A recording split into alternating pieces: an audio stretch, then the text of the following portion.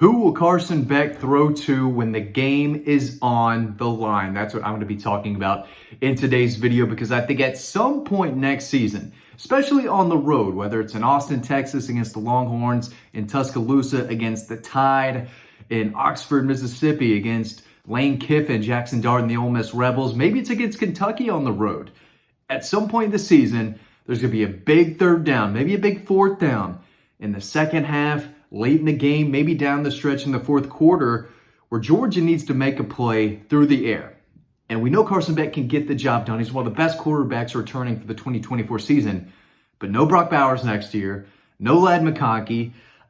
Someone is going to have to step up. And on a loaded wide receiver group, right, which is what it is, they're very deep, but I don't know if they have an alpha. Right now, Dominic Lovett is the team's leading returning receiver, and he's good. Maybe he's the number one option. Maybe he is the guy that Carson Beck looks to if he has to make a throw with the game on the line. Last year, Dom Lovett was very productive. 54 catches, which was second on the team, just 2 receptions behind Brock Bowers. He had 613 yards and 4 touchdowns. So the guy can get the job done. But, there's other options out there. I've talked about Dillon Bell maybe being one of the best receivers in college football next year. I think he showed that ability, especially against Tennessee. He did again against Florida State. He made 2 just incredible catches. But he's not your 6'5", 200-pound plus guy, right? That could be Colby Young, the transfer from Miami, who brings a lot of experience, a lot of big playmaking ability. He's a vertical threat due to his size, but he can also run like a deer after the catch. He's a guy that I think will probably make the most impact from the incoming transfer wide receiver. So Colby Young could be the guy, but he's the big target, right? He's a big catch radius guy, whereas Dom Lovett's a little on the, I don't want to say he's short, because he's not short. He's just shorter than Colby Young. The same with Dillon Bell, who's more of a muscular, thick receiver who can also play running back. These are not the tallest or longest receivers out there. But Ra Thomas is one who also plays a little bigger. He's 6'2", 6'2 and a half, maybe close to 6'3", around 200 pounds.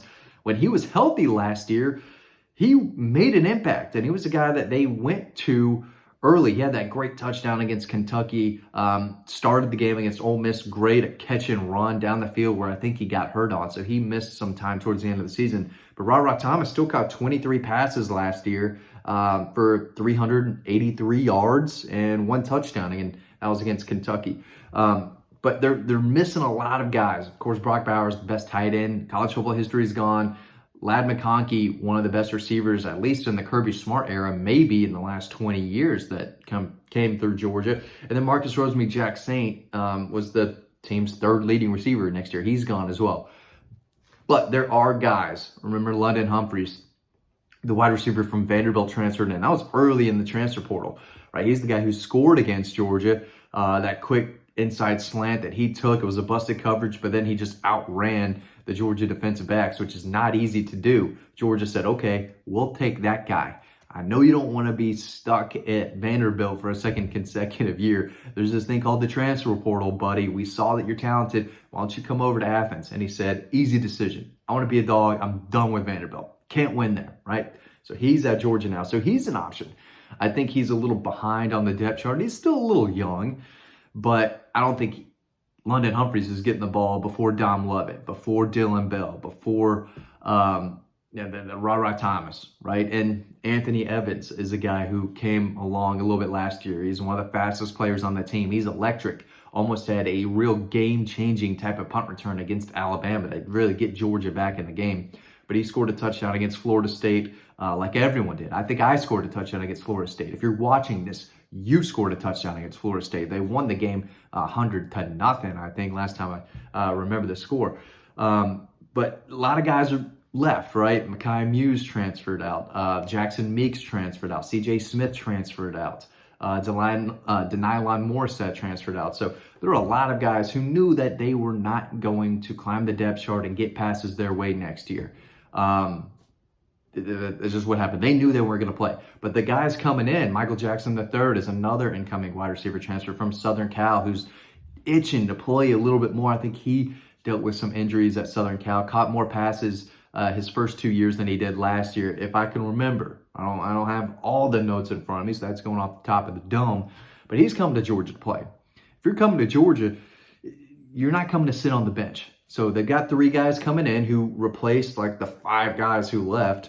And there's a couple incoming freshmen, Nitro Tuggle, Sokovie White. I don't think they are going to be able to make a ton of impactful plays this year. But, Aaron Smith still on the team. I've made a video about him. Is he a guy that Georgia fans have given up on? Or could this, his 5th season, basically, he was in that 20 class. Feels like he's been around forever, but only catches 4, 5, 6 passes a year. Will his numbers improve? They want to get him the ball. I mean, they tried to get him the ball when he was healthy down the stretch against Alabama and Florida State. They made sure to get him a touchdown on a little screen pass. He is explosive.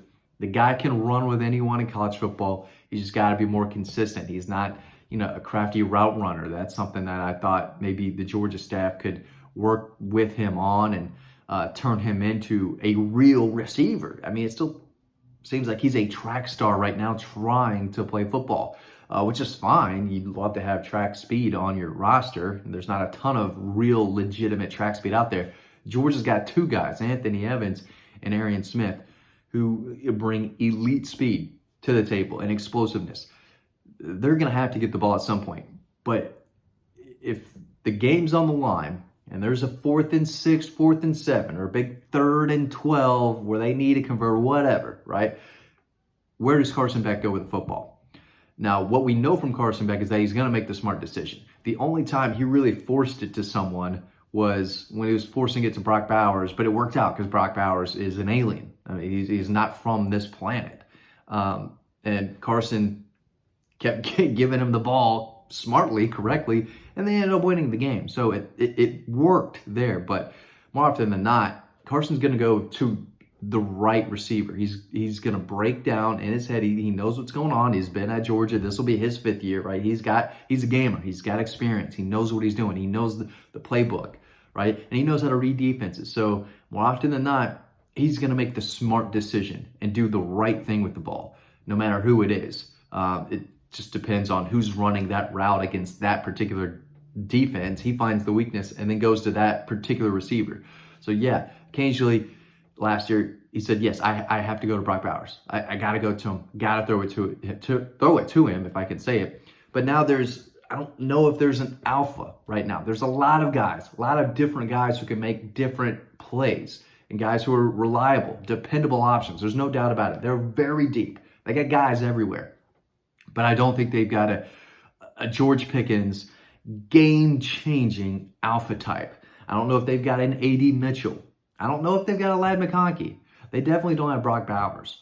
And they're going to feed the ball to Oscar. Oscar's a very good pass-catching tight end. They've got weapons at tight end too.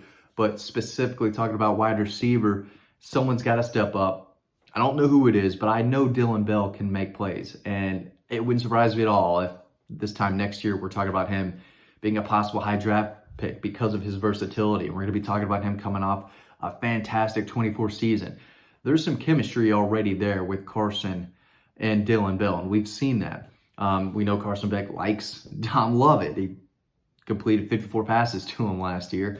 And Ra Thomas has, he flashes big playability as well. You've got the incoming transfers. You've got some young, hungry, talented, explosive receivers. And then you've got the old man who can still run, the fastest dog, Arian Smith. So you've got that weapon, but that's not your go-to. I don't think with the game on the line, they're asking Arian Smith to run this precise route to get open, create separation. He's a guy who's going to stretch the field vertically and you throw it way down there and hope he can run under. That's what his job is. But we'll see. I do think he will catch more passes, but I don't think he's the alpha. Maybe Colby Young can turn into the alpha, but right now, if I had to make a guess on who I think is going to lead Georgia in receiving next year, probably going to be Dominic Lovett, the guy who came in second on the team in receiving last year. But they've got guys. They've got weapons. If you're Carson Beck, you got to be one happy dude. But at the end of the day, still not sure if they've got that true number one legitimate game-changing first-round pick type on their roster. They don't need that guy to win a national championship. It helps, but you don't need a guy. They've got enough at wide receiver So Carson Beck should be able to lead this passing attack towards a national championship run and possibly win a national championship. They've got enough guys.